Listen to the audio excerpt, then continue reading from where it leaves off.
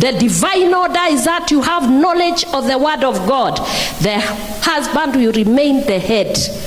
Hata kama you earn more money. Hata kama uko na pesa mingi kiasi gani. The head is still the man. May I also speak to our men? As we submit and as we honor you, you must love us.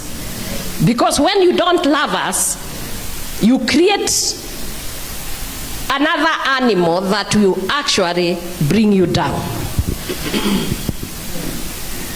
Hata paka kadogo tu kamezaliwa.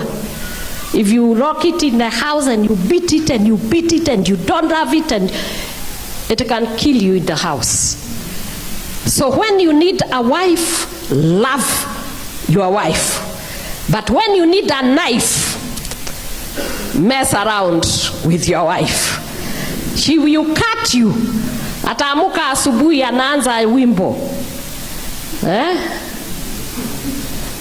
Atapiga wimbo hapo ile nasikiaga His Excellency akiambia mkikasirika mnyamaze. Na mkikasirika kabisa mwimbe. It is the same thing that the women do in the morning.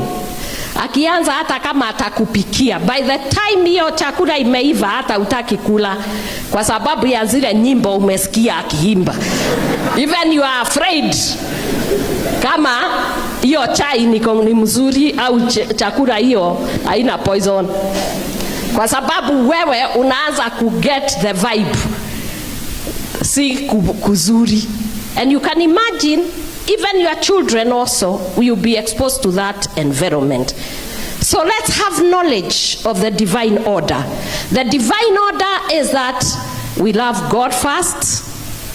We know Him.